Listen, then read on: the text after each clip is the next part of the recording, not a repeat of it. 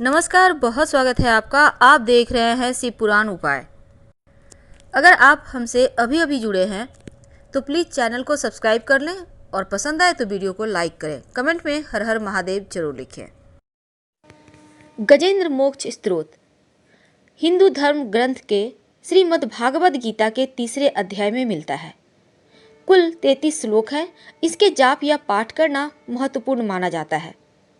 एक हाथी और मगरमच्छ के साथ हुए युद्ध का वर्णन किया गया है और हिंदू धर्म को मानने वाले इस प्रमुख स्रोत का जाप करके जीवन में तत्काल सभी परेशानियों से मुक्त हो जाते हैं।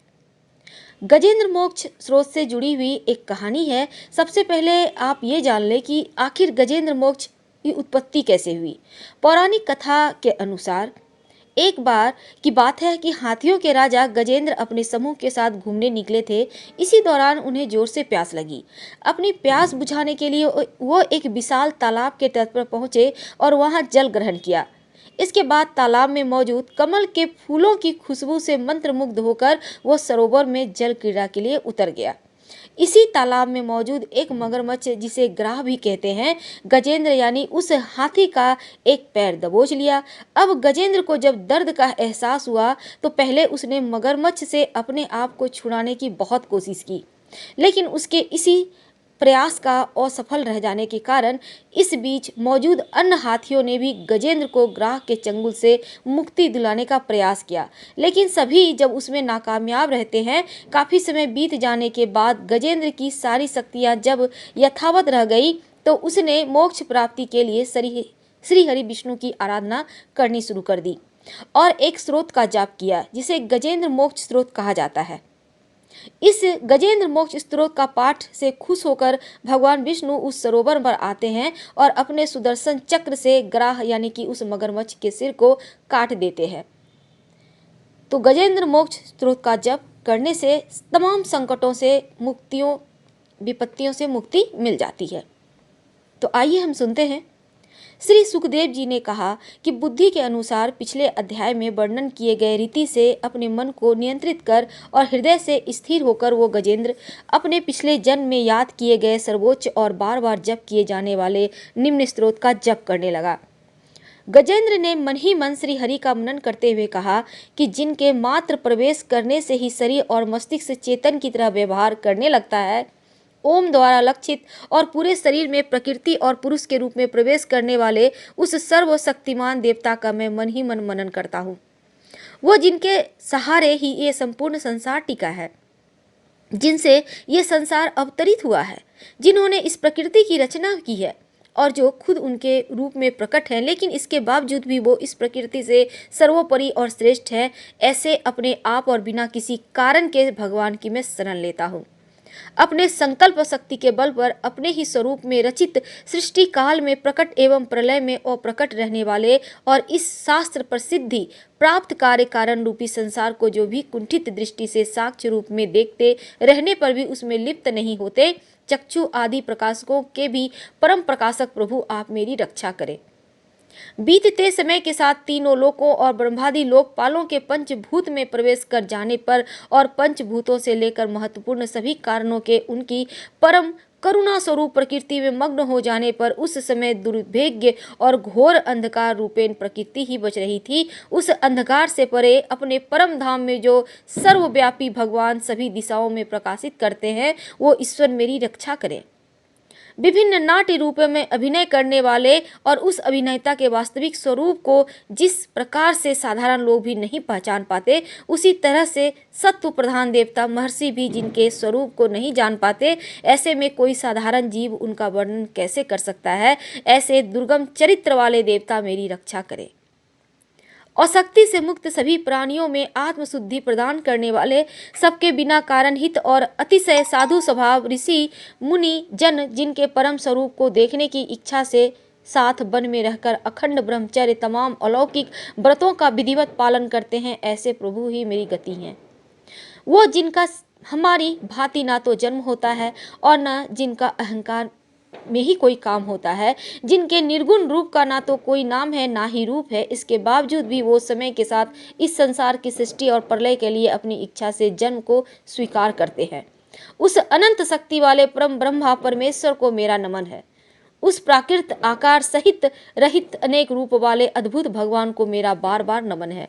स्वयं प्रकाश और सभी साक्ष्य परमेश्वर को मेरा सत सत नमन। वैसे देव जो नम वाणी और चित्त वृत्तियों से भी परे हैं, उन्हें बार बार नमस्कार है। विवेक से परिपूर्ण पुरुष के द्वारा सभी सत्व गुणों से पूर्ण निवृत्ति, धर्म के आचरण से मिलने वाले योग्य मोक्ष सुख की अनुभूति रूपी प्रभु को मेरा नमन है। अपने सभी गुणों को स्वीकार, शांत रजोगुण की स्वीकार करके अत्यंत और तमोगुण को अपना कर गुण से जाने वाले, बिना भेद के और हमेशा सद्भाव से संपूर्ण ज्ञान धनी प्रभु को मेरा नमन है। शरीर के इंद्रिय आदि के समुदाय रूप और सभी पिंडों के ज्ञाता, सबों के स्वामी और साक्षी स्वरूप देव आपको मेरा नमन। सभी के अंतर्यामी, प्रकृति के परम कारण लेकिन खुद बिना कारण प्रभु को सत सत नमन। सभी इंद्रियों और उसके विषयों को जानकर सभी प्रतीतियों के कारण रूप संपूर्ण जड़ प्रचंड और सबकी मूलभूता अविद्या के द्वारा सूचित होने वाले और सभी विषयों में अविद्या स्वरूप के भासने वाले देव को मेरा नमन है। सबके कारण लेकिन खुद बिना कारण होने पर भी बिना किसी परिणाम की वजह से अन्य कारणों से विलक्षण कारण आपको मेरा बार बार नमन है। सभी वेदों और शास्त्रों के परम तात्पर्य मोक्ष रूपी और श्रेष्ठ पुरुषों की परम गति देवता को मेरा नमस्कार है। वो जो त्रिगुण रूपों में छिपी हुई ज्ञान रूपी अग्नि, उन गुणों में हलचल होने पर जिनके मन में मस्तिष्क में संसार को रचने की ब्रह्म वृत्ति उत्पन्न होती है और आत्मा तत्व की भावना के द्वारा विधि निषेध रूप शास्त्र से भी ऊपर उठकर महाज्ञानी महात्माओं में जो खुद प्रकाशित हो रहे हैं, ऐसे ईश्वर को मेरा नमन है।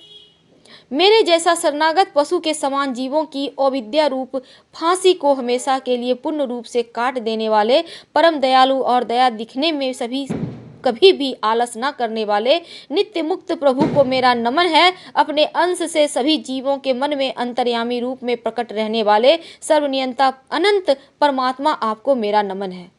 शरीर, पुत्र, मित्र, घर और संपत्ति सहित कुटुंबियों में असक्त लोगों के द्वारा कठिनता से मिलने वाले और मुक्त पुरुषों के द्वारा अपने हृदय में निरंतर चिंतित ज्ञान स्वरूप सर्वसमर्थ ईश्वर को मेरा नमस्कार है। जो जिन्हें धर्म अभिलषित भोग, धन, मोक्ष की कामना से मनन करने वाले लोग अपनी मनचाही इच्छा पूर्ण कर लेते हैं, अपितु उन्हें विभिन्न प्रकार के अयाचित भोग और विषनादी वारसत शरीर भी देते हैं, वैसे अत्यंत दयालु प्रभु मुझे इस विपदा से हमेशा के लिए बाहर निकाले। वो जिनके एक से अधिक भक्त जो मुख्य रूप से एकमात्र उसी भगवान के शरण में हैं, धर्म, अर्थ आदि किसी भी पदार्थ की लालसा नहीं रखते, जो केवल उन्हीं के परम मंगलमय एवं अत्यंत विलक्षण चरित्र का गुणगान करते हुए आनंदमय समुद्र में गोते लगाते रहते हैं, उस अविनाशी सर्वव्यापी सर्वमान्य ब्रह्मादि के भी नियामक और भक्तों के लिए भी प्रकट होने पर भक्ति योग द्वारा प्राप्त, अत्यंत निकट होने पर भी माया के अवतरण के कारण अत्यंत दूर महसूस होने वाले, इंद्रियों के द्वारा अगम्य और अत्यंत दुर्विज्ञ अंतर रहित लेकिन सभी के आदि कारक और सभी तरफ से परिपूर्ण उस भगवान की मैं स्तुति करता हूँ।